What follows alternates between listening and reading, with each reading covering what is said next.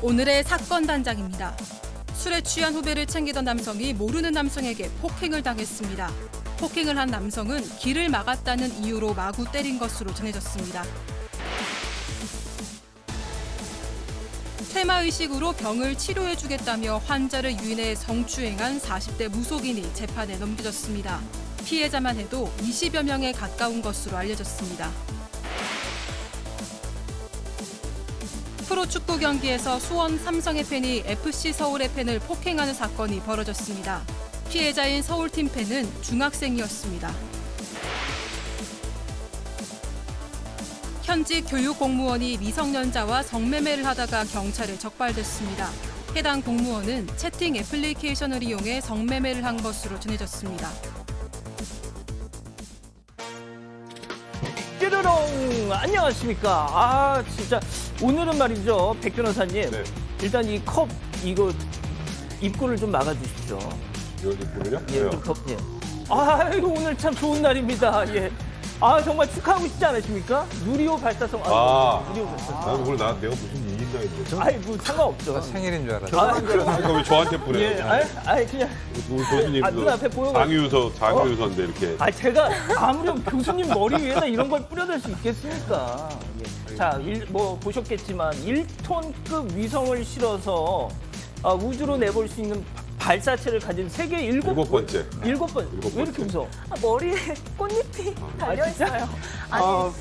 양의 컵. 내 머리에 좀 띄워줘. 붙여놓고 싶어. 자, 그리고 진짜 세상에 실패 2번 만에 성공한 게 유일하다면서요, 세계에서. 그러니까요. 이게 정말 저도 잘 모르시죠? 잘은 몰라요. 잘은 모르는데 문과시죠? 저는 사실 오늘도 성공하길 바랬지만 쉽진 않을 거라고 생각을 많이 했었거든요. 맞습니다. 근데 진짜 그래서 제가 아까도 오자마자 진짜 성공한 거 맞냐고 물어봤는데. 맞습니다. 2번만이랍니다, 교수님. 문과시죠? 문과 천지 사건 이건 반장. 문과하고 상관없어요. 예? 다 기뻐해. 그렇죠. 예. 그런 의미에서 한 번 더. 물에 안 들어갔죠. 진실 추적자 사건 반장 시작합니다. 누리호 발사 성공. 오늘 좋은 날. 하지만 너무너무 더웠습니다. 역시나 절기상 하지였죠. 낮의 길이가 제일 길다는 하지 말입니다. 서울은 33도, 데프리카 대구는 35도까지. 더울 때 말이죠. 집에 계시는 게 최고. 그러면서 아이스 아메리카노 한 잔 드시면서 사건 반장 보시는 거 왕추 추천드립니다. 자, 오늘 출연자 소개해 올리죠. 문과 천지 이수진 기자, 백성문 변호사, 오윤성 순천향대 교수, 양지열 변호사 나오셨습니다. 안녕하세요. 네, 안녕하세요. 안녕하세요. 사건 반장은 꼭 시트콤 보는 것 같아요 하신 박애진님, 그렇습니다. 출연자들 캐릭터가 이렇게 하나하나 살아있는 라이브 방송 얼마 없습니다. 자, 과략근을 조였다 풀었다 날 미치게 하는 사건 반장 하신 갓을 쓴 넘님, 그렇죠. 시청만 해도 변비의 효과가 있습니다. 자, 얼마 전 소개해 주신 대구 부대찌개집 사장이에요. 너무 행복했고 사반 가족분들이 찾아오셔서 서비스 왕창 드렸어요 하신 오영숙님, 조금이라도 보탬이 되셨다니까 정말 다행입니다. 항상 사건 반장 보느라 칼퇴합니다 하신 김지윤님, 이효연님, 이주연님, 레이나 정님 모두 사랑합니다. 자, 재미는 물론 의리로 함께하는 6시 내 고정 사건 반장. 대한민국과 전 세계 동포가족 여러분의 시선을 모아서 출발합니다.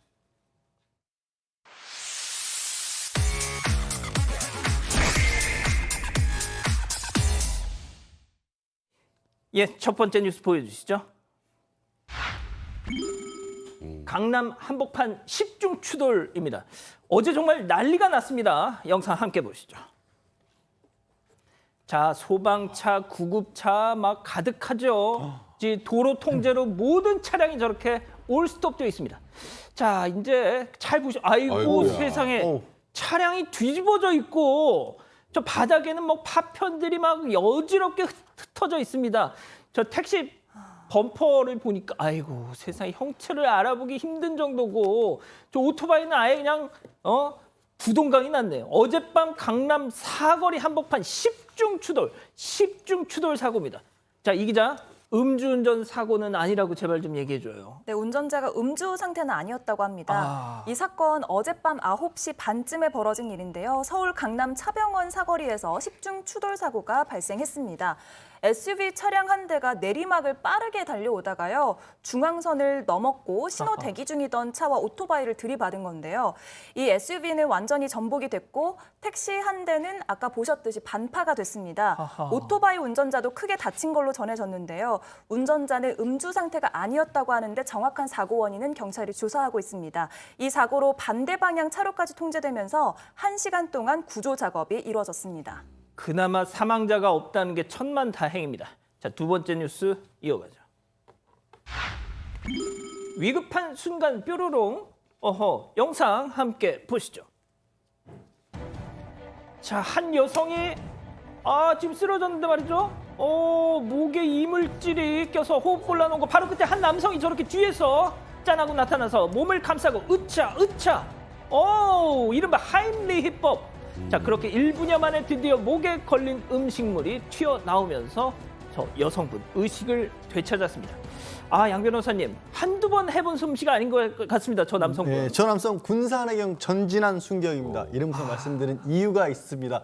지금 보신 것처럼 전진한 순경이 본인도 근무 마치고 동료랑 식사하러 갔다가 우연히 저 여성이 호흡곤란을 겪고 있는 걸 발견한 거예요. 음식물에 목에 걸렸던 거고 가족들이 뭐 등 두드리고 했는데도 안 나가니까 기관지 119에 신고를 해놓은 상황이었지만 저 호흡이 멈춘 상태에서 오래 가면 큰일 날 수 있잖아요. 맞습니다. 그때 주저하지 않고 우리 전진한 순경 가서 구급 조치를 했고요. 1분여 뒤에 음식물을 뱉어내고 호흡을 되찾았습니다. 교수님 진짜 칭찬 좀 해주세요. 늘 그 인간의 진정한 가치라고 하는 것은 위급한 순간이 있을 때 행동으로 증명이 되는 건데요. 지금 이제 이분 같은 경우는 정말 또 얼굴도 잘생기셨네요. 그리고 이분의 이제 그 이름이 전진환이잖아요. 예. 그러니까 후퇴가 아니고 전진이니까 교수님 오늘 왜 이러세요 진짜. 죄송합니다. 늘 그 회피하지 않고 이런 상황에서는 본인이 적극적으로 마주치겠다라고 하는 그런 개인적인 의지도 있고, 그리고 이제 그 해경에서 아마 조직적으로 교육 훈련을 갖다가 쭉 한 것 같아요. 그런데 이런 분들은 끝나고 난 뒤에 소감을 물으면 하는 얘기가 동일합니다.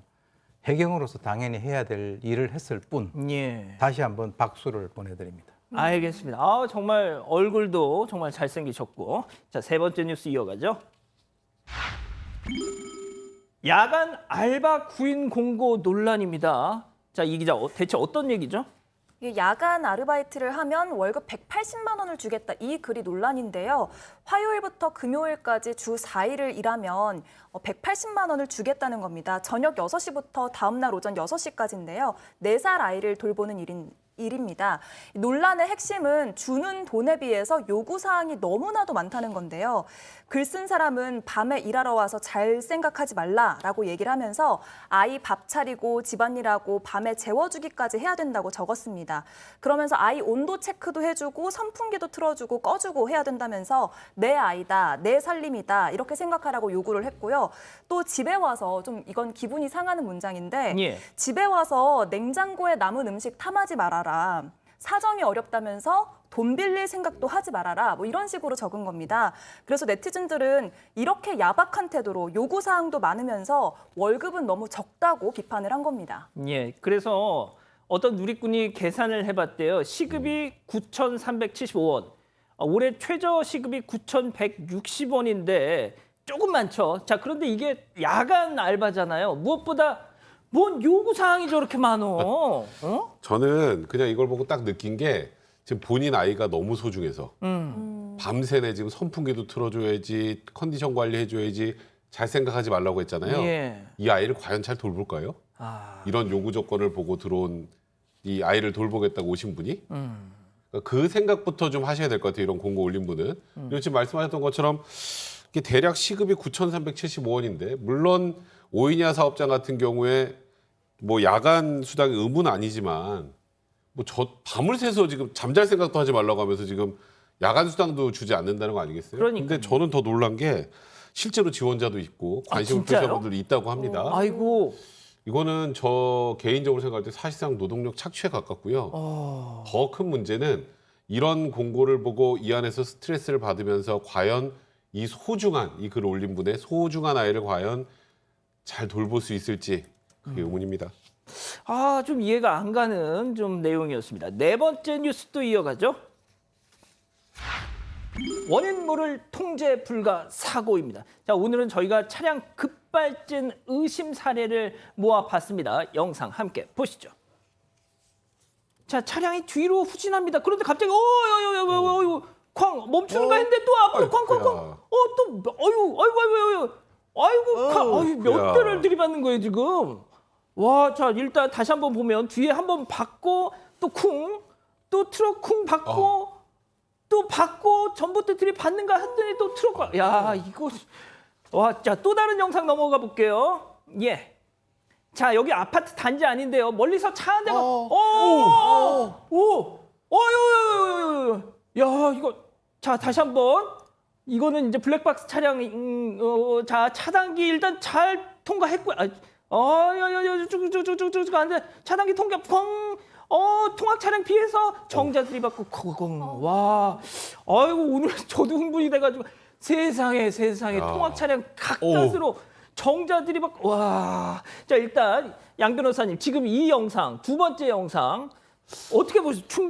이게 말도 안 나와. 거리로 따지면 80m 거리인데 딱 3초 만에 주파를 했다라고 하거든요. 100km가 넘는 거예요. 그런데 보시면 아시겠지만 운전자가 실제로 잘 피해가면서 사람 있는 데를 피해가면서 가까스로 운전을 해서 정자를 들이받고 멈춘 겁니다. 그래서 아까 의심 사례라고 했는데 저건 정말 의심스러워요. 왜냐하면 운전자가 침착함을 잃지 않았기 때문에 사람이 안 다쳤거든요. 운전 되게 잘하세요. 네, 그러니까요. 야, 자 그렇다면 첫 번째 사고 영상으로 넘어가 보죠. 이 첫 번째 사고 운전자가 사이드 브레이크를 올려서 겨우 멈췄다고 하던데, 네. 자 백 변호사 이건 좀 어떠세요? 어떤 분들은 이게 운전 미숙 같다는데 일단 이분의 주장은 일단 후진을 급발진이 돼서 어떻게 브레이크를 밟고 앞으로 이제 뒤로 해서 가고 있었는데 계속 급발진 상황에서 마지막에 사이드 브레이크를 당겨서 가까스로 멈춘 거라고 합니다. 근데 저 CCTV 영상을 보면 브레이크 등이 들어온다는 거예요. 근데 우리가 급발진이 의심되고 급발진을 인정받는 경우 대부분 이제 차가 앞으로 가는데 브레이크 등이 들어올 일이 없잖아요. 그렇죠. 브레이크를 밟는데도 차가 앞으로 가니까 브레이크 등이 들어오는 거 아니겠습니까? 근데 이런 경우에 양발 운전했을 수 있다는 취지로 보험회사에서 또 이게 급발진이라고 인정을 잘 안 해줍니다. 그러니까 지금 이런 상황에서는 사실 뭐 많이 하시는 분들 없지만 페달 쪽에 블랙박스를 설치하지 않는 맞아요. 이상은 현실적으로 급발진 여부를 입증하는 건 정말 어렵습니다. 그래서 이런 정도 상황이 되면 급발진을 좀 인정해 줘야 할 텐데 급발진 인정이 너무 어렵다는 거. 그래서 결국 페달 쪽에 블랙박스를 달아야 그나마 급발진이 인정이 될 가능성이 있다는 건 좀 아쉬운 부분인 것 같습니다. 알겠습니다. 자 마지막 뉴스 이어가죠. 역대급 차량 스티커입니다. 온라인 커뮤니티에서 화제가 되는 사진 한 장 준비했는데 함께 보시죠. 자, 차량 뒤에 문구만 마 쉐이야 싸움 잘하나 양보해라 인마 뭐가 그리 제 욕하는 게 아니고요. 일단 써 있는 거 그대로 읽어드린 겁니다. 뭐가 그리 급한데 뭐 이러고 또 하이빔 크락션 할 시 마음의 준비하세요. 여성 운전자 아닙니다. 후회할 짓 하지 마세요. 운전 원래 저 이렇게 합니다. 건들지 마세요. 뭐가 됐든 뭐 약간 들었다 놨다 하는 표현인데 겁도 주고 뭐 이렇게 달래기도 하고 자 이 음악까지 크게 틀고 이거 붙여놓고 막 시내를 막 돌아다녔다고 하는데 이 경차입니다. 양 변호사님. 보통 경차 운전자들이 알게 모르게 무시당하는 경우가 많다 보니까 오죽했으면 이런 거 붙여놨을까 싶다가도 저러면 이거 왜 이제 뒤에 분이 누가 읽으면 너 왜 반말해 갑자기 그 생각이 들 수 있을 것 같거든요. 저말로도 당장 마동석 형님이라도 좀 보내드려야 되라는 생각이 좀 들기도 하고 일부러 그런 건지 또 이게 맞춤법도 막 틀렸어요. 예. 저러고 음악 크게 들어놓고 이게 시내를 질주하면 시비를 본인이 거는 거죠 사실은. 주행하는 매너가 너무 아닌 것 같습니다. 저는. 그러니까요. 알겠습니다. 자, 이번에 또 다른 문구를 붙이고 도로를 달린 차량도 있었는데 함께 보시죠. 형님들 와이프 연수하고 있습니다. 도와주십시오. 감사합니다. 죄송합니다. 자, 뭐 일단 아까보다는 예의가 바른데 초보 운전자예요. 그런데 아니 뒤에 유리 이렇게 거의 절반 이상을 가려놓고 가면 이거 오히려 운전에 방해가 될 것 같은데 교수님. 글쎄요, 저런 것들을 통상 이제 읍소형이라 그럽니다. 그러니까 이제 길가에 가는 모든 남자들은 다 형님이 되는 거죠. 나이 여부 상관없이 모두 형님이라고 부르는데 글쎄요, 이제 저거는 어떤 의미냐면 진짜 초보 같긴 해요. 왜 그러냐면 초보 운전하는 사람들 같은 경우에 처음에는 앞보기가 바빠서 뒤는 거의 볼 이유가 없거든요. 아, 그런가요? 예. 그러니까 좌우 보기도 힘드니까 일단 저렇게 하는 것 같은데 일단 방송 보시고 뒷 유리에 있는 종이 크기를 좀 줄여주셔야 되고 그리고 이제 사실은 차 뒤에 따라오는 분도 그 차를 통해서 앞에 있는 상황을 봐야 되기 때문에 맞습니다. 예, 저렇게 하시게 되면 오히려 안전에 더 이렇게 위험한 그런 요소가 된다 이렇게 보입니다. 알겠습니다. 자, 충남 천안시 서북구 입장면 입장 종합시장 인근의 감자탕집 오감땡의 김정희 사장님. 김정희 사장님 지금 보고 계신가요? 묵은지 뼈 해장국 하나로 천안 일대를 평정하셨다고요? 사건 반장 보고 왔다고 하면 서비스로 뼈 추가해 주시겠다고 저한테 약속하셨죠? 좋습니다. 오늘 저녁은 뼈 해장국입니다. 잇몸이 또 부었네. 참지 말고 잊지. 잇몸에서 피가 나네. 참지 말고 잊지. 붓고 피나는 잇몸 참지 말고 잊지하자. 잇몸 관리로 시작. 잇몸엔 잊지. 주문하시겠습니까? 알아서 해주세요. 알아서. 코지마만의 GSR 기술이 나에게 맞는 코스를 알아서.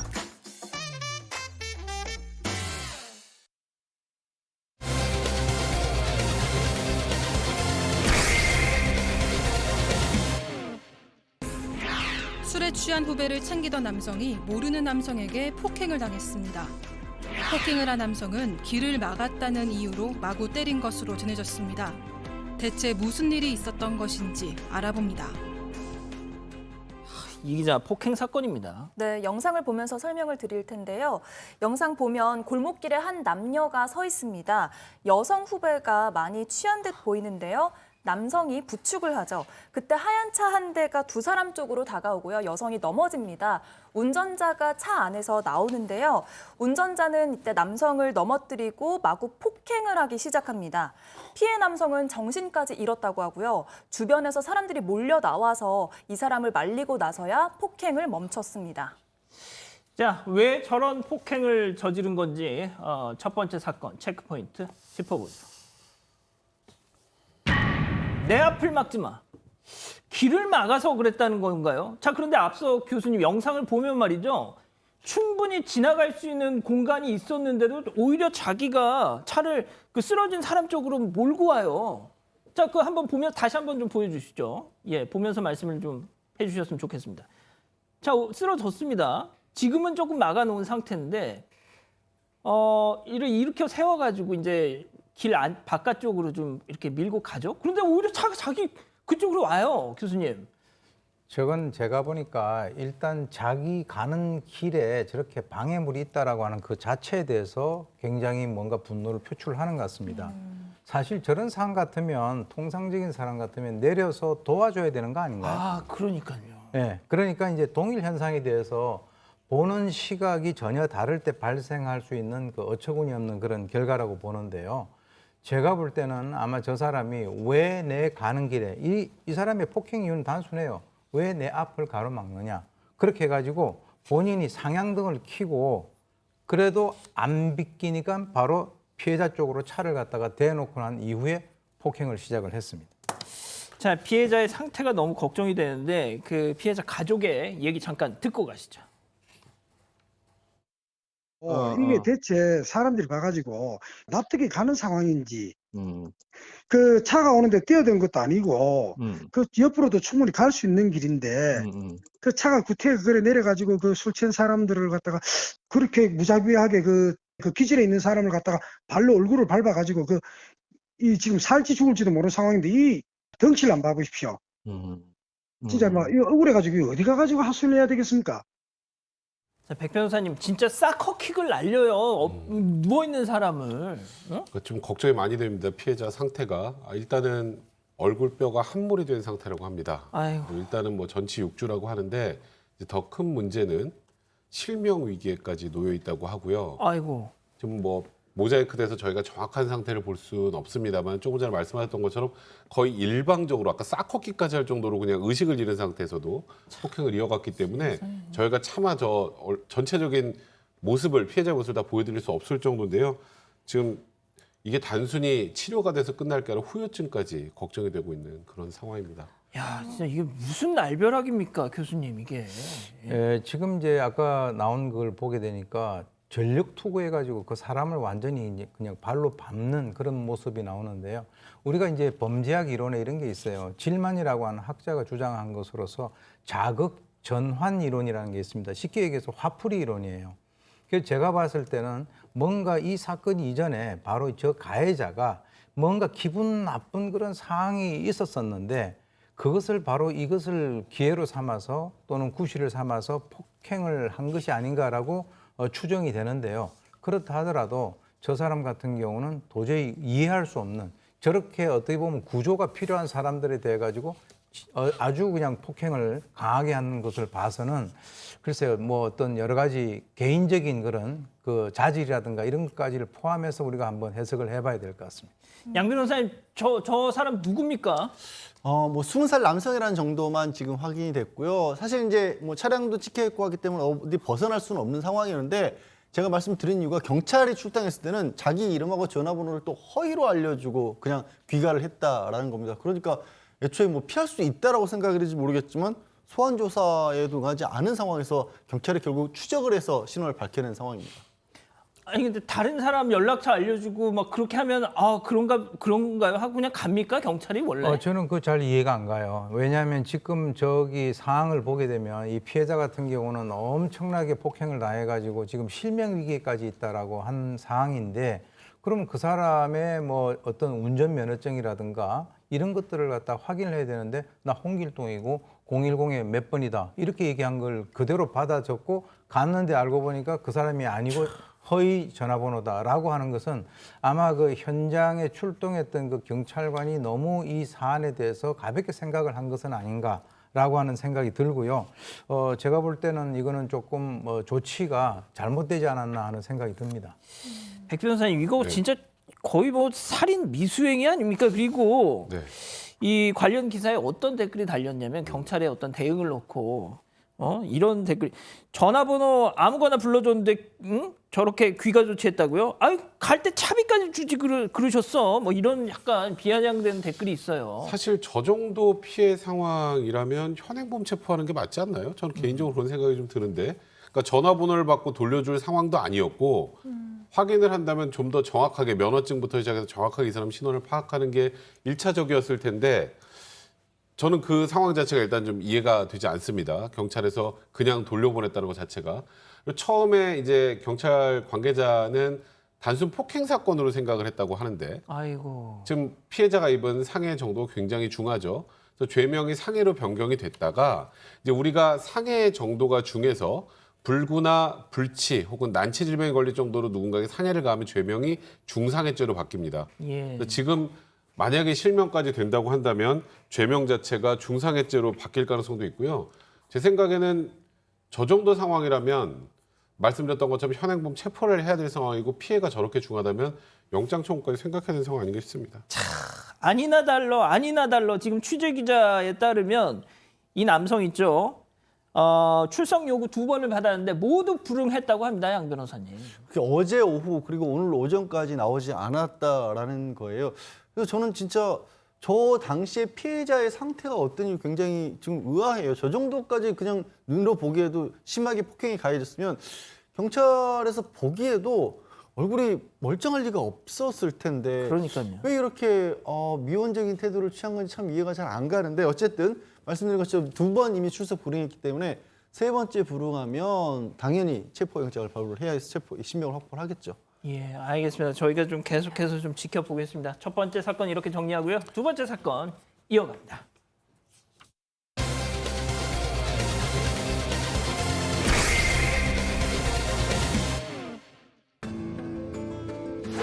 퇴마의식으로 병을 치료해주겠다며 환자를 유인해 성추행한 40대 무속인이 재판에 넘겨졌습니다. 피해자만 해도 20여 명에 가까운 것으로 알려졌습니다. 무속인의 범행을 들여다봅니다.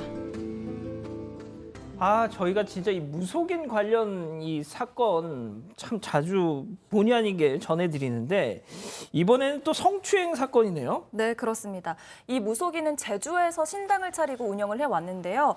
고객들이 찾아오면 귀신이 씌었다, 퇴마를 하지 않으면 가족이 단명한다 이렇게 얘기를 해서 퇴마 의식을 종용을 했던 겁니다. 그런데 여성들이 찾아오면 구세 일환인 척을 하면서 성추행을 한 건데요. 이 무속인에게 당한 성추행 피해자가 2019년부터 지난해 말까지 무려 10명이 넘는 걸로 전해졌습니다. 하하, 참. 자, 피해자들의 증언이 계속해서 나오고 있습니다. 그중에 한 피해자분을 저희가 직접 말씀을 좀 들어봤습니다. 처음에는 처음에 간 날, 처음 날부터 귀신이 190마리가 넘게 붙었다, 이렇게 하면서, 퇴마를 받아볼래? 이렇게 하더라고요. 그래서 남편도 니를 알고 살고, 이런 식으로 성적인 이야기만 계속 하는 거예요. 그래가지고, 자기는 남자가 아니라 산신할매라고. 할머니 신이니까 자기를 남자로 보면 절대 안 된다고. 이렇게 하고 갑자기 손가락이. 그러니까 같은 여자끼리니까 괜찮다. 할머니 신이니까. 네. 부끄러워하지 마라 이러면서 갑자기 그렇게 돼버린 거예요. 그래서 자, 그럼 여기서 두 번째 사건 체크포인트 짚어보죠. 지금은 삼신할매. 자, 그러니까 이 얘기입니다. 남자 무속인이잖아요. 자, 그리고 구슬하겠다고 찾아온 분들은 여성입니다. 자, 그런데 자꾸 어딜 만지려고 하고 옷을 벗기려고 하니 이랬을 거 아니에요. 그렇죠. 자, 그랬더니 이 무속인이라는 사람이 나 지금 할머니야, 할머니. 나 남자 아니야. 이랬다는 거잖아요. 그러니까 지금 그런 방식으로 해서 피해자를 안심시키려고 했던 것 같아요. 아까 조금 전에 우리 싱크에서 들었던 피해자분 얘기하면 귀신이 190마리가 붙어 있어서 이 귀신을 쫓아내야 부부관계가 좋아진다 하면서 퇴마 행동을 해야 된다고 하면서 이제 남편을 나가라고 합니다. 나가라고 하고 이제 옷을 벗으라고 하니까 남편과 같이 갔었군요. 그렇죠. 남편을 나가라고 합니다, 일단. 그리고 옷을 벗으라고 하면서 하니까 이제 당연히 피해자 입장에서 지금 무슨 퇴마를 하는데 옷을 벗어야 되냐 그랬더니 나 지금 삼신할매야. 그러니까 나도 같은 동성이야. 그러니까 괜찮아라는 취지로 그렇게 해서 추행을 했다는 것 같고요. 이게 피해자가 한 명이 아닙니다. 그리고 항상 이런 성추행을 벌일 때는 지금 말씀하셨던 것처럼 삼신할매니까 지금은 안심해도 돼라는 취지로 피해자들이 거의 유사한 얘기를 들었다고 하고요. 또 어떤 한 피해자 같은 경우 스트레스로 아이를 유산까지 했다고 합니다. 아이고, 교수님, 어쩜 좋아요, 이분들. 예? 글쎄요, 이분들이 이제 사실 거기에 가서 이렇게 상담을 하거나 구술을 하겠다라고 하는 분들은 마음이 편한 상태에서 가는 분들은 거의 없다라고 해도 과언이 아닐 겁니다. 그러니까 이제 그분들의 어떤 그 취약점을 이미 알고 하는 이제 시도를 하는 건데 저는 지금까지 살면서 귀신을 세는 단위가 마리라고 하는 건 오늘 좀 처음 들었어요. 그것도 한 마리도 아니고 190마리가 붙어 있다라고 하니까 얼마나 두려움과 공포에 떨겠습니까? 예. 그러니까 이제 그 상황에서 사실 남편하고 같이 갔는데 남편을 바깥에다가 나가라고 해놓고 그런 어떤 추행을 벌이면서 나는 여성이 아니고 나는 삼신 할머니다. 이게 여성 아니겠습니까? 그렇게 함으로써 이 피해자의 어떤 수치심이라든가 자신의 죄책감 이것을 동시에 중화시키는 그런 수법을 사용을 하고 있네요. 그러니까 참 이 누리호 발사가 성공되는 이런 세상을 살면서도 이런 소식을 좀 전해드리는 게 이게 참 안타깝다는 생각도 들지만 그런데 이 무속인이 블로그까지 운영했대요. 지금은 폐쇄가 됐다는데 그거 잠깐만 좀 보여주시죠. 자, 저거를 보면 모든 만병을 내가 고친다. 그렇게 써놨대요. 그러니까 보통 양 변호사님 저런 곳에 구술하러 찾아가시는 분들이 병원에 가도 해결이 안 되고 또 한의원에 가도 해결이 안 되고 그러다 보니까 마지막으로 어떻게 보면 저렇게라도 좀 해보자 이래서 가시는 분들이잖아요. 그렇죠. 그걸 제가 보기엔 노린 것 같아요. 그러니까 이렇게 블로그 내용 보면 이유 없이 머리 아프고 극심한 우울증에 시달리고 수면 부족과 고통을 겪는 분들을 낫게 해드린다는 건데 얘기하신 것처럼 이유를 못 찾고 있는 분들이니까 혹시라도 인터넷 뒤져보거나 아니면 주변 사람들 얘기를 듣고 이런 데도 있다더라 그래서 반신반의하면서 본인들도 가는 거예요. 예. 근데 이유를 못 찾고 있는 사람한테 다 일반인도 아니고 그것 때문에 힘든 사람이 딱 하는데 귀신이 막 100마리 붙어있네 이러면 뭔가 아니겠다 싶어도 뭐 속아야 내가 뭘 얼마나 속겠어 하면서 계속 빠져들게 되는 거죠. 예. 자, 하지만 피해자 중에는 뭐 당연하죠. 저런 얘기를 듣고 아유 그렇다라고 그냥 넘어가시는 분들 뭐 속아 넘어가시는 분들도 계시겠지만 이거 뭔가 느낌이 안 좋다 이런 분들도 계셨을 거 아니에요. 네. 이 남성의 이야기를 들으면 이 무속인이 정말 제대로 된 무속인이 맞을까 이런 생각도 드는데요. 한 남성이 3천만 원짜리 굿을 했대요. 그런데 이 무속인이 굿을 하다가 이 남성의 장인어른의 영혼을 빙의를 한 겁니다. 그런데 문제는 장인어른의 영혼이 부산 사투리를 썼다는 건데요. 이 장인어른은 원래 부산 사람이 아니라 제주 사람이었던 겁니다. 그래서 원래 제주 사투리를 써야 되는데 갑자기 부산 사투리를 하니까 이 남성은 이 무속인 정말 제대로 된 사람 맞을까라는 생각을 하게 된 거죠. 백표 웃으면 안 되는데. 웃음이 나오네요. 예, 너무 어처구니가 없잖아요. 생각해 보십시오. 우리 장인은 지금 세상을 떠난 우리 장인은 제주도 분인데 그럼 혼자 없어요 뭐 이런 말씀을 하셔야 되는데 갑자기 니 와그라노 뭐 이런 얘기를 하니. 그러니까 갑자기 부산 사투리를 배우셨는지 그건 모르겠습니다만. 그러니까 이게 이런 걸 보면 진짜 엉터리라는 걸 충분히 알 수 있잖아요. 이제 그러다 보니까 아까 말씀하셨던 것처럼 이거는 잘못된 게 맞구나라고 한 분들도 있지만 또 여기에 보면 뭐 공범까지 있는 그런 상황이라 공범들까지 포함이 돼서 이렇게 이런 걸 꾸몄다는 건 본인이 그만큼 영험하지 않다는 걸 단적으로 보여주는 거죠. 지금 말씀하신 바로 그 공범 얘기인데요. 자, 공범이 있습니다. 역시 저희 취재진이 직접 그 피해자가 통화하신 거 들으셨는데 이 엉터리 무속인을 소개해준 공범이 있었습니다. 자, 그 공범이 어떤 짓을 했느냐? 계약금을 달라고 하지도 않았는데 그 피해자 통장으로 계약금을 확 넣어줍니다. 야, 이걸로 빨리 가서 너 계약금 걸고 굿해. 그래가지고 그냥 코가 깨인 거예요, 솔직히. 그러니까 내가 고액의 굿값을 미리 내줬다라고 하면서, 그러니까 실제로 굿값을 저기 무속인한테 줬는지도 의문인데, 내가 미리 줬으니까 1억 9천만 원 내놔. 안 내놓으면 내가 사기죄로 고소할 거야. 이거 자체가 공갈죄입니다. 지금 이 말만 딱 띄워도 공갈죄고, 지금 공범이 한 3명 정도 있다고 하고요. 그리고 지금 일단은 뭐 예를 들어서 누가 접신을 했다거나 빙이 되면 오 하고 옆에서 바람도 잡습니다. 근데 저는 그래서 그냥 짜고 그냥 바람만 잡는 정도 수준이라고 생각을 했는데 아직까지 이 무속인을 또 추종하고 있는 사람이라고 하네요. 지금 일단 무속인 범행을 돕거나 방조한 혐의가 있는 사람, 강제추행 방조, 사기 방조 이런 걸 통해서 지금 40대 여성을 함께 기소했다고 하고 나머지 2명에 대해서는 이제 검찰 수사가 진행 중인데 제 생각에 아까 굿값 1억 9천만 원 내가 먼저 내놨어. 안 갚으면 사기죄로 고소할 거야. 이게 돈을 실제로 그 사람한테 주지 않았다고 하더라도 공갈 미수도 이건 충분히 더 추가될 수 있는 그런 상황인 것 같습니다. 자, 당연히 재판에 넘겨졌죠. 네, 이 정도 그렇습니다. 저희가 방송에서 얘기하는데도 불구하고 나는 계속 오리발이라면서요. 어떤 행동을 했다라는 건 인정을 해요. 그런데 동의하고 한 거고 퇴마의식을 취하는데 필요한 행동이었다라는 겁니다. 그러니까 범죄가 아니라는 주장을 하고 있는 건데요. 사실 이런 비슷한 사건들 가끔 유사 종교 이런 데서 추행이 됐거나 폭행하는 경우도 있잖아요.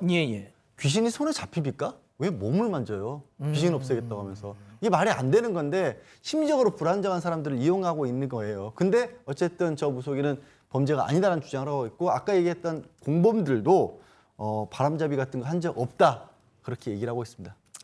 자, 이게 어떻게 해서 성추행으로 연결이 유사 강간의 수준입니다. 쉽게 좀 그나마 좀 톤다운해서 성추행이지.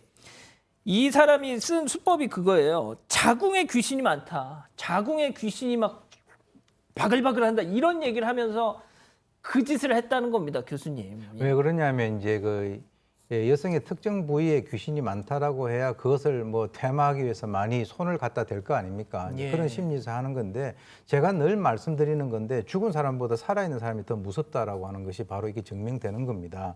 그러니까 사람들에게 겁주고 공포와 두려움을 조장하는 것의 가장 핵심적인 것이 우리가 어떤 사람에게 뭘 하게 되면 행운이 올 거다. 그러면은 행운이 오기 싫으면 안 하면 되죠.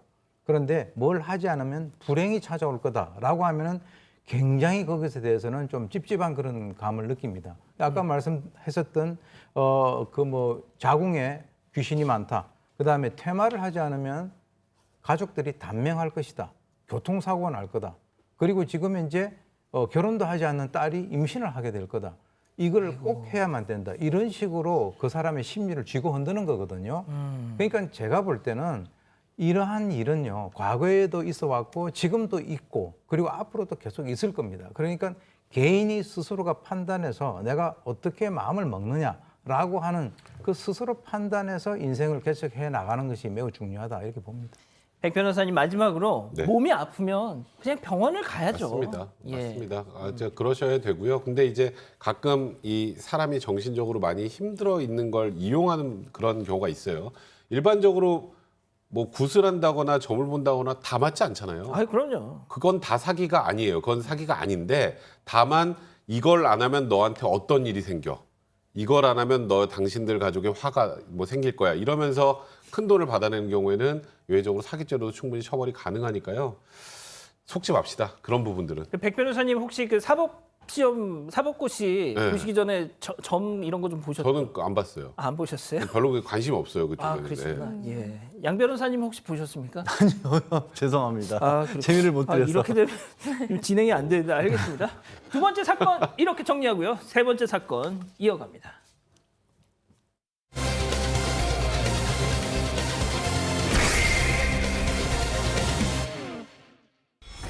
프로축구 경기에서 수원 삼성의 팬이 FC 서울의 팬을 폭행하는 사건이 벌어졌습니다. 피해자인 서울팀 팬은 중학생이었습니다. 사건의 전말을 파헤쳐봅니다. 자, 수원 월드컵 경기장에서 벌어진 일이었습니다. 네. 이게 라이벌 팀의 경기가 팬들의 싸움까지 번진 건데요. 지난 19일에 수원의 홈구장에서 수원 삼성과 FC 서울의 경기가 있었습니다. 두 팀은 라이벌인데요. 그런데 경기장 밖에서는 불미스러운 일이 벌어지고 있었습니다. 수원 팬이 서울 팬을 들어 올려서 바닥으로 내팽겨쳤고요. 폭행을 가한 겁니다. 가해자인 수원 팬은 고등학생이었고요. 피해자는 중학생이었는데요. 그런데 이 두 사람을 다른 수원 팬들이 둘러싸고 응원가를 부르고 환호를 했습니다. 예, 이거 그 FC 서울하고 수원 삼성의 이 라이벌전은 슈퍼매치라고 불리죠. 자, 그만큼 K리그에서 가장 뜨겁기로 소문난 그런 라이벌전인데, 그래도 폭력은 아니잖아요. 그렇죠. 그러니까 당시 상황을 조금 더 자세히 부연 설명을 드리자면, 그러니까 서울 팬, 수원 팬들이 딱 옷차림만 보면 알 수가 있잖아요. 서울 팬이 수원 경기장 바깥에서 경기와 관련된 티켓 같은 걸 구매하려고 한쪽으로 가고 있었대요. 근데 그쪽에 수원 팬들이 우르르 몰려서 이렇게 술을 마시고 있었답니다. 경기장 바깥에서. 그런데 이 중학생인 서울 팬이 갔는데 갑자기 주변에서 우르르 에워싸더니 그중에 한 고등학생이 번쩍 들어올려서 바닥에 내리꽂았다라는 거예요. 그리고 주변에서 막 노래 부르고 좋아하고 이런 상황이 벌어졌던 거예요. 아유, 이게 뭐 하는 거예요, 백 변호사님? 예전에 저도 이제 야구를 좋아해서 이제 아주 그 라이벌 팀 둘이 붙을 때는 어디랑 어디? LG하고 두산. 어디 팬? 전 LG. 네. 아이고, 전 다 알아요. 저 LG 팬인 거. 근데 그때도 가끔 그런 일이 있어요. 요즘에 그게 사라졌다고 들었거든요. 근데 지금 뭐 이게 무슨 영국 그 축구 팬들 중에 그 싸움 많이 하는 훌리건들도 아니고 본인들이 좋아하는 그런 구단을 응원하는 걸 넘어서서 이렇게 폭행을 가고 우르르 몰려서 또 집단 가해하는 듯한 이런 행동을 하는 건 당연히 옳지 않은 거고요. 이게 일단 이제 이 피해자의 아버님이 이 가해자가 사과를 했다고 합니다. 사과를 해서 그냥 넘어가려고 했는데 영상을 보니까 들어서 아이를 내려 꽂은 거 아니겠어요? 이걸 보고 도저히 안 되겠다. 그래서 이 심각성을 인지하고 112에 신고를 했다고 하고요. 지금 뭐 팔통증과 휴대전화 케이스가 부서지는 등의 피해를 당했고 그래서 목격자들을 토대로 해서 정확한 이 사건 경위를 조사하고 있는 중에 있다고 합니다. 자, 그럼 여기서 세 번째 사건 체크포인트 짚어보죠. 들어올리다 실수? 실수? 예. 그러니까 가해자가 또 사과문을 바로 또 자필로 어머니와 함께 써서 올리긴 했어요. 그런데 사과문의 내용이 또 두 번째로 논란이 되고 있는 건데 어떻게 상황을 설명하고 있냐면 그때 막 노래 부르면서 응원가 부르다가 가까이 오니까 이렇게 뛰면서 하는 거 있잖아요. 점핑. 점핑을 하자고 했고 그때 들어 올렸다라는 거예요. 그러다가 실수로 놓쳤다. 그래서 사과를 드린다라고 하면서 피해자 아버지하고 통화도 했다. 영상 통화도 했다. 그래서 설명했다라고 했는데 글쎄 점핑을 하는데 왜 들어 올릴 것까지는 없잖아요. 애기도 아니고 어쨌든 중학생인데 그래서 예. 저게 사과인지 아닌지 애매하다. 반쪽 사과 아니냐 이런 또 비난도 있습니다. 제가 교수님께는 나중에 여쭤보겠습니다. 자, 백 변호사님. 그런데 말이죠. 이 피해자 주장에 따르면 다른 수원 팬들이 유니폼을 벗으라고도 했다. 그러니까 이게 수원 홈에서 네, 맞아요. 그리고 서울 서포터들이 원정 원정을 와서 맞습니다. 한 거였잖아요. 저는 처음에 이걸 보면서 폭력 이런 불미스러운 일이 있었다길래 어제 그러니까 수원이 졌거든요. 홈에서. 네, 그렇죠. 졌어요. 그래서 이 원정 팬들이 막 난리치는 거 막 기고만장한 걸 보니까 이 홈 서포터들이 화가 나서 그랬나 보다 했는데 세상에 경기 시작 전에 벌어진 일이었어요. 네, 맞습니다. 그냥 상대방 유니폼이 싫은 거예요. 그러니까 그런 정도로 서로 라이벌인 건 알겠는데 그렇다고 그거를 실행에 옮기고 이렇게 폭행을 하고 옆에서 같이 둘러싸고 자기가 보기 싫어하는 유니폼을 벗으라는 얘기까지 하는 거는 사실 이 정도라면 팬의 범위를 넘어선 거죠. 이거는 지금 이걸 보고 계신 분들도 있겠지만 본인이 좋아하는 팀을 응원하는 건 좋은데 상대방을 적대시하고 그렇게 하는 건 절대 본인들 구단에도 좋지 않다는 거, 본인들이 좋아하는 구단에도 좋지 않다는 거 반드시 알아주셔야 됩니다. 자, 일단 직접적으로 수원 삼성 구단 측이 무슨 짊어져야 될 그런 건 없지만 그래도 구단에서 가만히 있을 수는 없잖아요. 네, 오늘 사과문이 나왔습니다. 우선은 피해자와 피해자 가족한테 죄송하다 이렇게 사과를 했고요. 어떠한 폭행도 용납할 수 없다고 했습니다. 이에 따라 가해자에 대해서는 앞으로 2년 동안 홈 경기 출입을 정지할 거라고도 했는데요. 가해 학생이 활동하고 있는 응원팀에 대해서도 엄중히 경고한다고 전했습니다. 지금 고양이님이 딱 그런 말씀을 과몰입 좀 하지 마라. 응원하면서. 진짜 이게 교수님, 제가 말이죠. 저도 초등학교 때 야구장, 잠실 야구장 되게 많이 갔었거든요.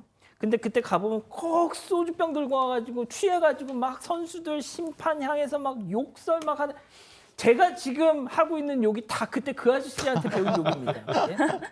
제가 이게 왜 나쁘냐면은 저도 가끔씩 이 상암 월드컵 경기장 가거든요. 축구 보러 혼자. 예. 아이들 많이 와서 이렇게 보는데 가족 단위로 거기서 욕하고 막 이러면 애들 다 듣잖아요. 그거.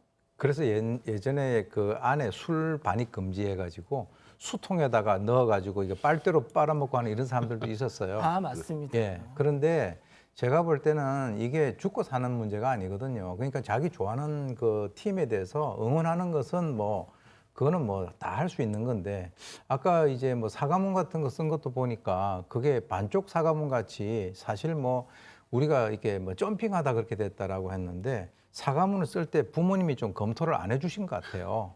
그게 이렇게 사과하면 안 되거든요. 정말 이건 우리가 잘못했다라고 하면 사실은 이 피해자 측에서도 그것에 대해서 이해를 하고 넘어갈 수가 있는 것인데 오늘 이런 사태를 교훈 삼아서 앞으로 이와 유사한 일이 벌어졌을 때 상대에 대해서 폭력을 사용하거나 하는 것들은 정말 삼가해야 될 거로 봅니다. 자, 우리 백 변호사님, 네. 그 야구장 많이 가셨다 그랬잖아요. 그렇죠. 네. 막 난장 피우는 아저씨들 많이 보셨죠? 많이 봤죠. 예. 근데 요즘엔 많이 없어졌어요. 예전에는 진짜 많았거든요. 그래서 저도 그때 근데 저렇게 얘기를 하고 욕을 해도 안 잡아가나 저 어렸을 때 그런 생각도 했었는데 근데 이게 이제는 그런 욕설을 하는 분들이 있으면 오히려 다른 팬분들이 뭐라고 해서 끌어대요. 요즘 많이 바뀌었어요. 예전하고 달랐어요. 그리고 또 가족 단위로도 많이 가니까 맞습니다. 좋아하는 건 좋은데 오버하지 맙시다. 알겠습니다. 자, 세 번째 사건 이렇게 정리하고요. 네 번째 사건 이어갑니다.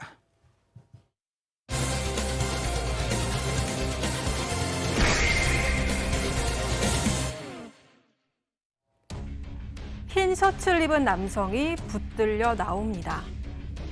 형사들은 남성에게 수갑을 채우고 승용차에 태우는데요. 대낮에 형사들에게 잡힌 이 남성, 조금 전까지 바로 뒤에 있는 숙박시설 안에 있었습니다. 경찰이 성매매 현장을 덮쳐서 붙잡은 건데요. 이 남성의 나이는 40대로 확인됐습니다. 성매매 상대는 13살의 여중생이었습니다. 이 남성은 이전에도 성매수한 전력이 있는 것으로 밝혀졌습니다. 그런데 경찰 조사 과정에서 더 충격적인 사실이 추가로 드러났는데요. 바로 남성의 직업이었습니다. 13살 여중생과 성매매를 한 40대 남성의 정체는 과연 무엇이었을까요? 자, 어제 오늘 가장 많이 본 뉴스 중에 하나였습니다. 40대 남성이 아무래도 중학교 1학년생일 것 같은데 성매매를 했습니다. 저도 정말 충격을 받았는데 이게 16일 저녁 7시 무렵에 있었던 일입니다. 영상을 보시면 흰 셔츠를 입은 남성이 모텔에서 경찰에게 붙들려 나가는데요. 뒤로 보이는 이 모텔에서 10대 미성년 여중생을 상대로 성매매를 하다가 현장에서 붙잡힌 겁니다. 이 남성 40대였고요. 채팅 앱을 통해서 성매매를 했습니다. 경찰은 이날 32살 포주도 함께 붙잡았습니다. 자, 40대가 10대를 상대로. 자, 그런데 말이죠. 더 충격적인 건 이 남성의 정체였습니다. 체크포인트 짚어보죠. 그렇습니다. 공무원이었습니다. 예, 백 변호사님. 근데 그냥 공무원도 아니고요. 교육청 공무원이었습니다. 일단 이 40대 남성이 지금 말씀드렸던 것처럼 충북교육청에서 일하는 공무원으로 밝혀졌는데 출장을 가서 퇴근 시간 전에 저렇게 모텔에 가서 저렇게 성매매를 하려고 했었던 겁니다. 일단 이런 과정에서 검거가 되면 이제 본인의 직업이 알려지면 큰일 나잖아요. 그렇죠. 말 안 합니다, 처음에는. 근데 결국 어떻게 해요? 결국은 다 확인이 되는 걸. 그렇죠. 그래서 결국 경찰이 인선사항을 다시 계속 캐물으니까 사실 저 교육청 공무원입니다라고 실토를 했다고 합니다. 아이고, 아니 그냥 공무원, 그러니까 뭐 공무원이든 뭐 무직이든 성매매를 하는 건 무조건 나쁘죠. 자, 그런데 공무원, 그 중에서도 교육청 공무원. 그러니까 어떻게 보면 이 여중생, 이 학생이 소속돼 있는 그 학교를 관할하는 그 교육청의 공무원이, 예? 물론 이제 많은 공무원분들이 자기가 맡은 일에 열심인 분들이 대다수죠. 그런데 일단은 공무원이 일과 시간에, 뭐 자관 출장을 가더라도 일과 시간 아니겠습니까? 일과 시간에 나와서 개인 사무를 본다. 그것이 일단 문제가 되고요. 두 번째는 그 개인 사무라고 하는 것이 바로 성매매였다. 그리고 이제 세 번째, 이 성매매도 안 되지만은 미성년자를 대상으로 한 성매매였다. 그런데 알고 보니까 이 공무원이 교육공무원이더라. 이거는요, 파면 팔수록 점입 가경인데, 글쎄요, 이게 오늘 뭐 진짜 사건이 너무 좀 이게 충격적이네요. 더 이상 할 말이 없습니다. 예. 자, 과연 이 기자 처음일까요? 네. 처음이 당연히 아니었습니다. 경찰이 조사를 해보니까 이 남성 성매수 경험이 있었던 사람이고요. 이번에 사용했던 채팅 앱을 사용해서 이전에도 성매수를 했던 전력이 드러났습니다. 그래서 그런지 경찰이 잡혔을 때 아주 뻔뻔한 변명을 했는데요. 13살 중학생과 자신이 사귀는 사이다, 이렇게 발뺌을 한 겁니다. 그리고 늘 언제나 나오는 변명이죠. 미성년자인 줄 몰랐다, 이렇게 주장을 했습니다. 예. 자, 제가 다시 한번 정리해드리면은 출장을 신청해놓고 교육청에는 모텔에 가서 그 짓을 했던 겁니다. 아까 그 검거돼서 경찰에 끌려 나온 영상 있잖아요. CCTV 영상. 다시 한 번만 보여주실래요? 저 영상이 촬영된 시간이 오후 5시 40분입니다. 세상에 저녁도 아니고 퇴근 시간 전이죠. 퇴근 시간 전에. 이게 사람입니까, 이게? 예? 자, 검거 직후에는 또 사흘간 또 교육청에 다른 사람을 통해서 휴가를 냈대요. 야, 아니 교수님, 처음에는 걸리니까 저 얘랑 사귀는 사이예요. 딱 조회해 보니까 아니야. 그러니까 미성년자인지 몰라. 그게 이제 통상 그 범죄자들이 보면은 우발적이었다, 심신미약이었다, 기억이 안 난다. 이게 이제 아주 대표적으로 쓰는 것이고요. 이 매매충과 연관돼 가지고 미성년자 대상으로 이렇게 되면 제일 먼저 이렇게 얘기합니다. 우리 둘이는 사귀는 사이다. 두 번째, 미성년자인지 몰랐다.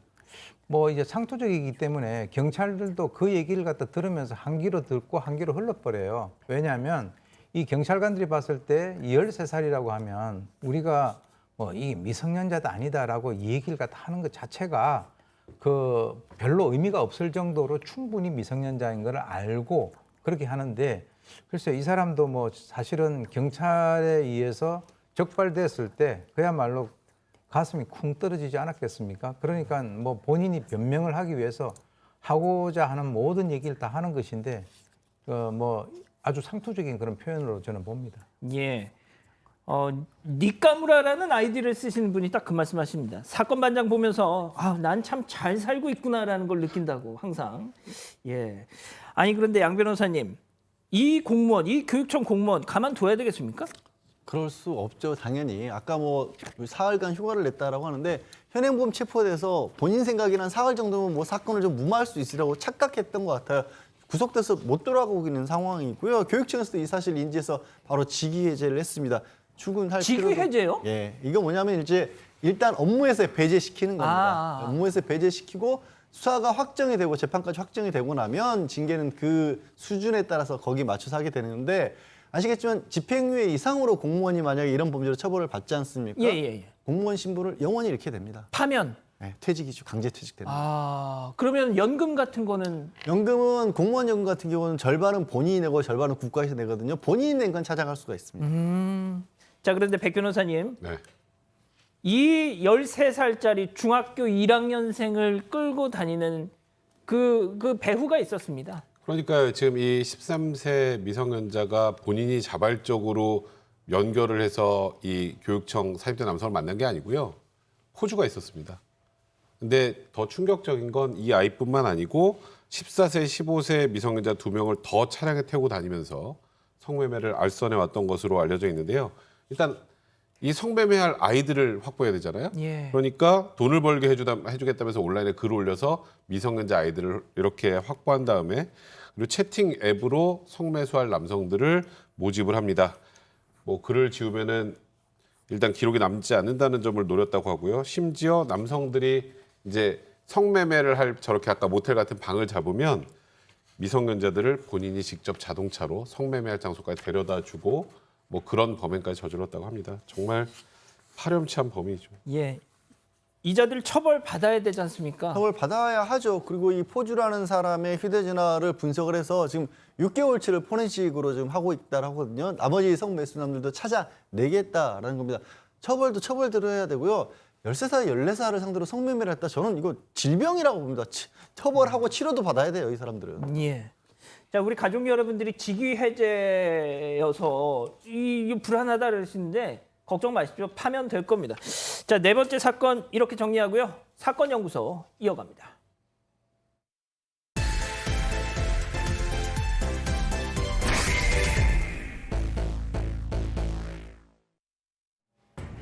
전쟁의 아픔이 가시지 않았던 1959년. 이승만 대통령은 현충일을 맞아 전쟁 유가족을 만났습니다. 6.25 전쟁에 장병으로 내보냈다가 아들을 잃은 가족들은 대통령의 손을 잡고 눈물을 쏟아냈습니다. 그런데 이승만 대통령 눈에 한 남성이 들어왔습니다. 가슴에 6개의 기장을 달고 있는 이 남성. 전쟁통에 아들을 6을 잃은 김병주였습니다. 이후 정권이 바뀌고 박정희 대통령은 김 씨에게 건물 하나를 하사했습니다.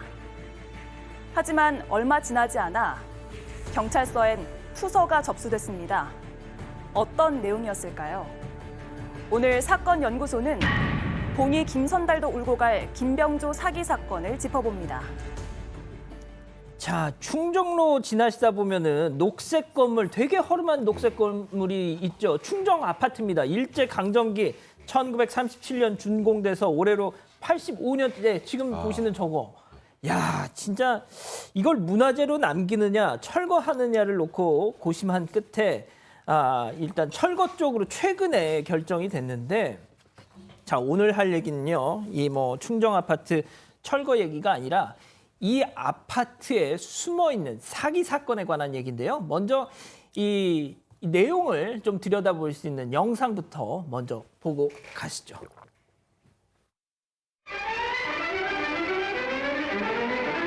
정부에서는 지금까지 미 8군에서 쓰고 있던 소라현동 고객길의 풍전 아파트를 건국 최고 공로 훈장을 받은 바 있는 제주도의 김병조 씨에게 불화해 주었는데, 낡은 이 건물이 날씬한 관광 호텔로 개수되어 가고 있습니다. 김병조 씨는 6.25 때 아들 6 형제를 고스란히 조국에 바쳤으나 과거에는 정부에서 아무런 도움도 받지 못한 채 제주도에서 아동 이발소를 열고 손수 머리를 깎으며 가난한 생계를 이어왔습니다.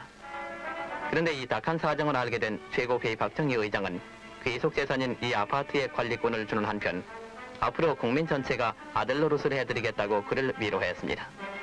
이에 김병조 씨는 앞으로 돈을 벌게 되면 사회사업에 쓰겠다고 눈물 어린 소감을 말하고 있었습니다. 자, 김병조 씨라고 하면 저희 세대는 뽀병이 일단 생각이 납니다. 그 지구를 떠나거라 그분, 근데 배추머리, 예, 근데 그분은 아니고요. 1959년 이제 대국민 사기극에 대한 얘기를 저희가 전해드릴 건데 1959년 현충일.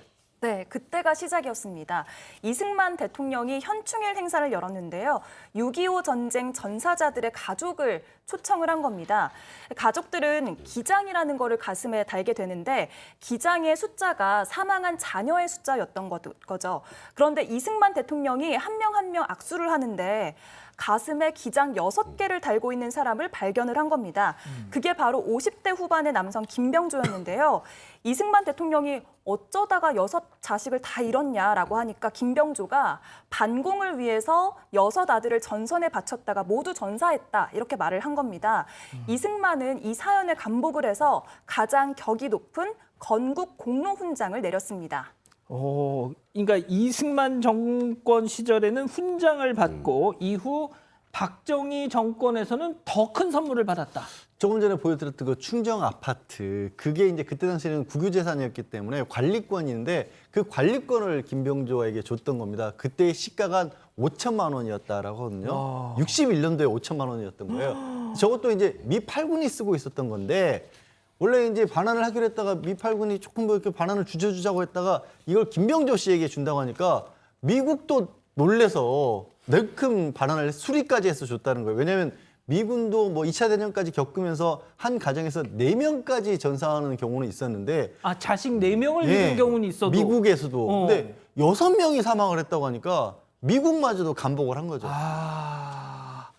이야, 백 변호사님, 그러니까 아들 4명을 잃은 집이 미국에서는 미국도 그 정도까지는 있는데 6명의 아들을 한 전쟁에서 다 잃었다고 하니까 이런 사람 정말 너무 위대해요 하면서 미국도 이렇게 딱 했다는 거예요, 지금. 그렇죠. 반환을 할까 말까 하고 질질 끌다가 이 정도면은 이분이 관리하는 게 맞지. 이렇게 한 거예요. 근데 아까 우리 양 변호사님이 그 관리권이 한 5천만 원 정도 한다 그러잖아요. 그러면 아마 시청자분들이 5천만 원이면 뭐 그렇게 엄청난 게 아닌 것 같은데. 지금 얼마 정도 될까요, 그러면? 일단은 61년 8월 기준으로 5천만 원이면 지금 20억 정도라는데 제가 보기 20억 이상일 거예요. 더 될 것 같은데. 훨씬 더 될 거예요. 그럼. 근데 저 4층짜리 건물에 또 위에 가건물을 얹어가지고 5층으로 무단 증축을 합니다. 그래서 보수공사라고 코리아 관광호텔로 호텔 개업을 한 거예요. 저걸 또 호텔로요? 네, 뭐 이북에서 떠나와서 피난하다 뭐 피난 생활하면서 해장국 팔고 이발소 운영하고 이렇게 직업을 제대로 갖지 못했던 이 김병조 씨, 뭐 말씀드렸던 것처럼 군의 이발소나 도청군의 식당에서 일했는데 갑자기 어느 날 갑자기 벼락부자가 호텔 사장이 된 겁니다. 이야, 아니 근데 저런 사기를 이제 사귄 거잖아요. 누가 하나 뭐 좀 이렇게 얘기를 했을 것 같은데.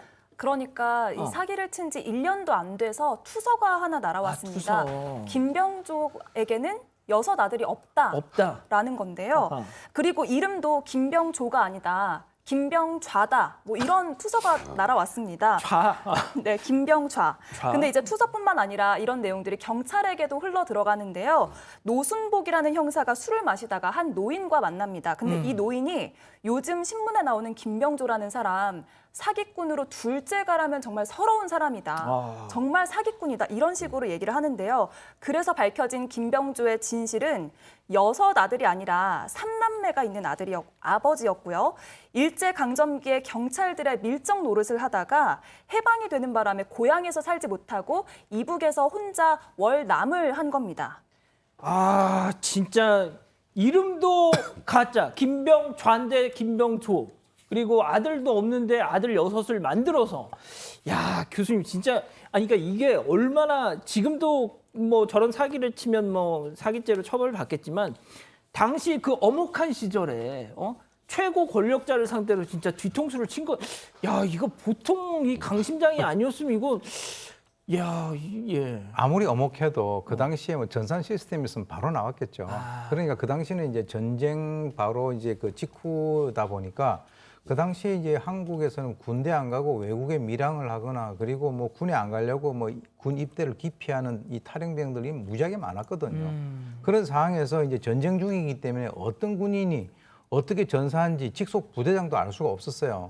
지금 요즘에 훈장 찾아주기 운동하지 않습니까? 예. 그 당시에 훈장을 받았지만은 실제로 받지 않고 서류만 기록이 된 사람 지금까지도 있단 말이에요. 아하. 그런데 이제 이 김명조 같은 경우는 57년도에 용산 인근 주민 중에서 김씨, 자기가 김씨니까 김씨성을 가진 이 전사자 3명을 자기 호적에 입적을 시켜버려요. 세상에.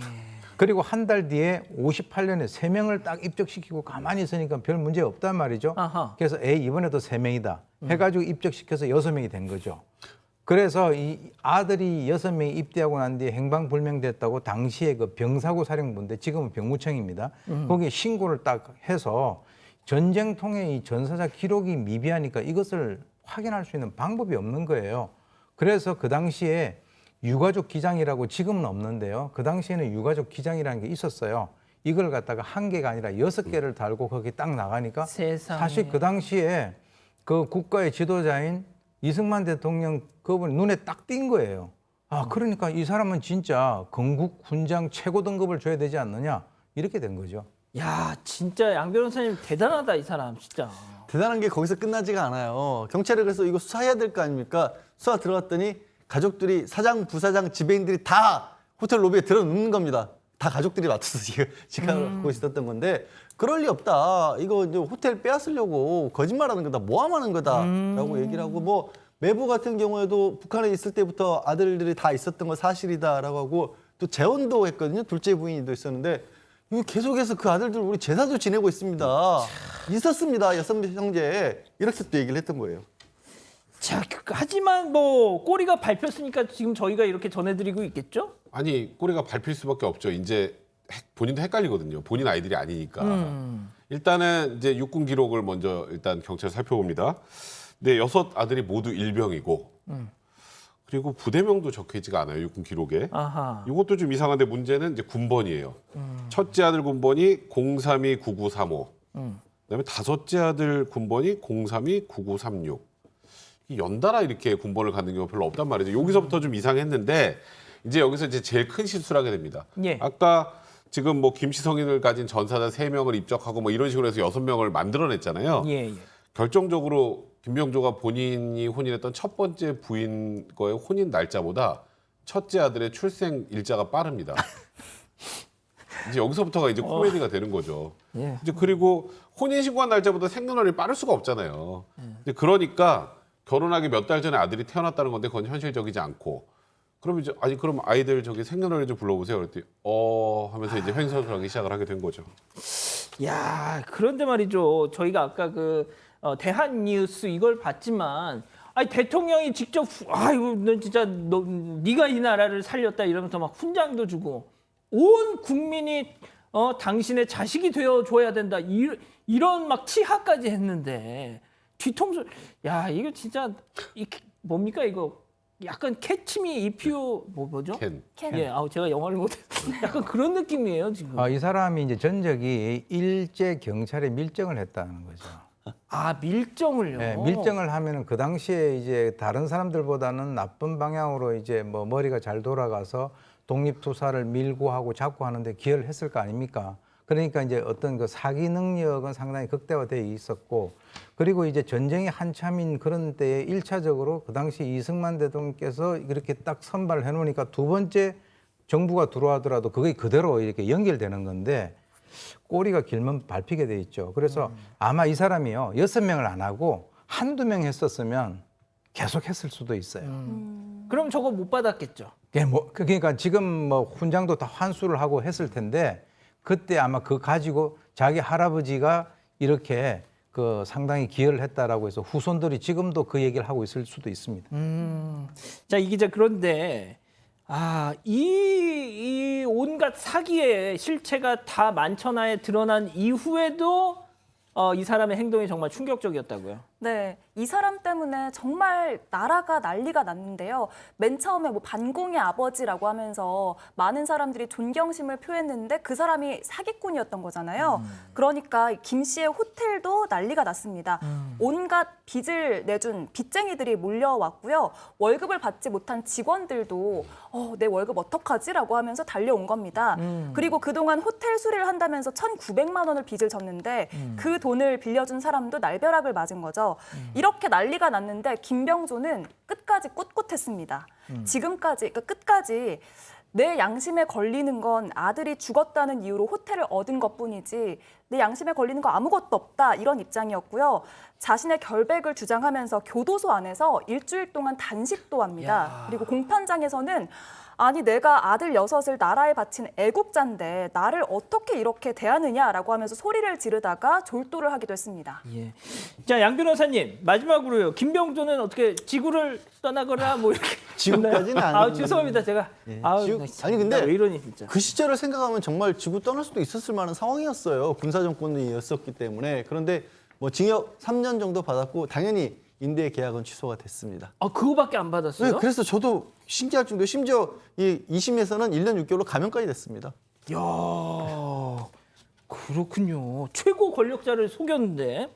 자, 오늘 사건 연구소 이렇게 정리하고요. 글로벌 픽 이어갑니다.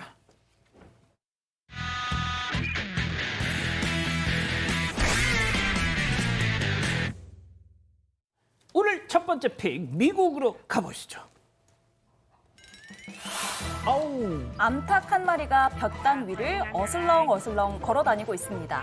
자, 누군가의 잠을 깨우지 않으려는 듯 발걸음이 굉장히 조심스러운데요. 쟤 누구예요? 네, 바로 오늘의 주인공 레이븐입니다. 이 레이븐은 어릴 때부터 헛간의 닭들과 함께 자란 탓인지 아무런 경계 없이 단잠에 빠져 있는데요. 자, 근데 뭐가 저 밑에 숨겨져 있는 것 같은데, 레이븐. 네, 그래서 레이븐의 엉덩이를 살짝 들춰보는데요. 아이고. 네, 달걀이 가득 있습니다. 달걀을 따뜻하게 품어주려는 건지 아니면 그냥 그 위에 누운 건지는 모르겠지만요. 암탉을 대신해서 따뜻한 온기를 전하는 모습이 정말 귀엽지 않나요? 아니, 쟤 자기가 엄마라고 착각하는 거 아니에요, 지금? 자기가 닭인 줄 아는 건 아니겠죠?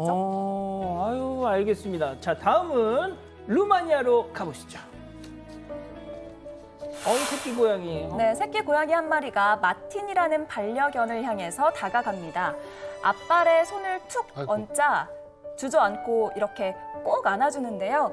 눈을 맞추면서 고양이를 연신 핥아주기도 합니다. 무슨 관계예요, 둘이? 네, 이 둘은 오늘 처음 만난 사이라고 하는데요. 첫 만남이죠. 마틴의 주인인 이반은 얼마 전에 집 근처 들판에서 고양이가 우는 소리를 듣고 보호자가 되어주겠다 이렇게 결심을 했는데요. 유일한 반려견이었던 마틴이 가족으로 받아들여줄지 걱정이 많았다고 합니다. 합사가 좀 어렵잖아요. 다행히 따뜻한 포옹으로 반겨준 거죠. 자, 그런데 저 마틴에게는 오랜 친구가 있었다면서요? 네, 그렇습니다. 마틴에겐 오랜 시간 함께 자라온 알마라는 친구가 있었는데요. 1년 전에 이 알마가 무지개 다리를 건넜대요. 그래서 우울증에 걸린 만큼 상심이 컸다고 합니다. 그 자리를 이 새끼 고양이가 채워준 덕분에 마틴은 알마를 잃은 슬픔을 이겨냈다고 합니다. 그렇군요. 알겠습니다. 자, 다음은 중국으로 가보시죠. 네, 3살 아이가 5층 높이 베란다에 지금 보이시죠? 매달려 있습니다. 근데 지금 심지어 난간에 머리가 끼인 상태라 진짜 아찔한데요. 어떡해. 자, 놀란 주민들이 소리치면서 이 상황을 주시하고 있습니다. 그런데 이때 보시면 오른쪽에서 뭔가 나타나죠? 슈퍼맨 같은 저기 매달렸구나. 네, 인근에서 공사를 하던 인부입니다. 크레인을 타고 저렇게 아이에게 다가가고 있는 모습인데요. 조심스럽게 발코니에 착지를 하고 너무 아프겠다. 한 손으로 난간을 잡고 또 다른 한 손으론 소녀를 다시 밀어 올리기 위해서 안간힘을 쓰고 있습니다. 아래에서는 혹시 또 아이 떨어질 수 있잖아요. 그래서 이불을 가져와서 저렇게 주민들이 다치고 있는 그런 상황입니다. 아니, 아이 목이 난간 틈에 끼었어요. 그래서 조금씩 올라가. 네, 됐어요. 집에 도착한 아버지가 아이를 들어올려서 구조에 성공을 합니다. 또 한 명의 인부가 이웃집 문을 두드리면서 아이의 부모에게 즉각 알리라고 요청한 덕분에 아버지에게 이 소식이 전해질 수 있었던 건데요. 일꾼들의 정말 저 기지 덕분에 이 아이가 성공적으로 구조될 수 있었던 것 같습니다. 아우, 천만다행입니다. 다음은 최근 온라인에서 화제가 되고 있는 영상 함께 보시죠. 농구장. 네, 한 대학에서 농구 경기가 펼쳐지고 있습니다. 그런데 갑자기 심판이 코트에 쓰러집니다. 네, 경기가 중단되고 벤치에서 대기 중이던 선수 한 명이 급히 달려오는데요. 당시 심판에게 심폐소생술을 시행한 농구 선수의 이야기 한번 직접 들어보시죠. Run towards the emergencies. I don't run away. Just don't happen to feel a pulse. He's not kind of jokingly saying that he was going to go just back in and ref the rest of the game. 네, 저 농구 선수 마일스 코플랜드 씨의 직업은 소방관이었습니다. 네, 소방관으로 24시간 근무를 마친 뒤에 뉴욕으로 건너와 농구 경기에 참여를 한 건데요. 자, 어딜 가든 소방관의 본분을 잊을 수 없는 걸까요? 이 남성, 구급대원이 도착할 때까지 10분간 심폐소생술을 이어갔고요. 심판은 정신을 되찾을 수 있었다고 합니다. 아, 그렇군요. 정말 멋진 일을 했네요. 네, 그 덕분일까요? 이날 코플랜드 씨가 속한 농구팀이 96대 93으로 승리까지 거머쥐었습니다. 한 사람의 생명을 구한 그에게 모두가 영웅이라고 말했지만요. 코플랜드 씨는 단지 타이밍이 좋았을 뿐이라고 말했네요. 자, 5번째 픽 태국으로 가보시죠. 한 상점 앞에 오토바이를 탄 운전자가 보입니다. 어딘가를 주시하면서 잠시 멈춰 있는데요. 자, 그런데 갑자기 오토바이가 상점 안으로 빠르게 돌진을 합니다. 지금 가게 사람인데 사람. 피할 겨를이 없었는데요. 이 여성을 덮쳤습니다. 흰머리를 뽑느라 정신이 없었던 쌀가게 주인이 느닷없이 봉변을 당했지만 다행히 2사람 모두 크게 다치진 않았다고 합니다. 이웃 가게 직원들이 이들을 돕기 위해서 달려오는 모습도 보이는데요. 왜 급발진한 거예요? 이날 기온이 섭씨 32도 이상으로 올라갈 정도로 굉장히 더웠대요. 그래서 운전자는 뜨거운 태양 아래 너무 오랫동안 머물다 보니까 잠깐 기절을 했다고 주장했습니다. 아이고, 그렇군요. 알겠습니다. 자, 메가박땡 이벤트 당첨자 소개해드려야죠. 먼저 미국 뉴욕에 사시는 천수미님 보여주시죠. 자, 뉴욕에 혼자 사는 직장인이에요. 퇴근 후에 맥주 한 잔과 함께 고양이랑 사건 반장을 봅니다. 희노애락이 모두 담긴 사반 화이팅 하셨네요. 자, 다음은 김연진님. 지난달에 딸 출산했어요. 출산하면서도 보고 조리원에서도 회복하면서도 봤습니다 하셨습니다. 지금은 아마 대구로 돌아가셨겠네요. 아유, 공주님 예쁩니다. 잘 키우세요. 예, 사랑하는 사건반장 가족 여러분 행복한 저녁 되시고요. 저희는 내일도 별이 6개 저녁 6시에 다시 옵니다. 자나깨나 오미크론 조심. 안녕히 계십시오.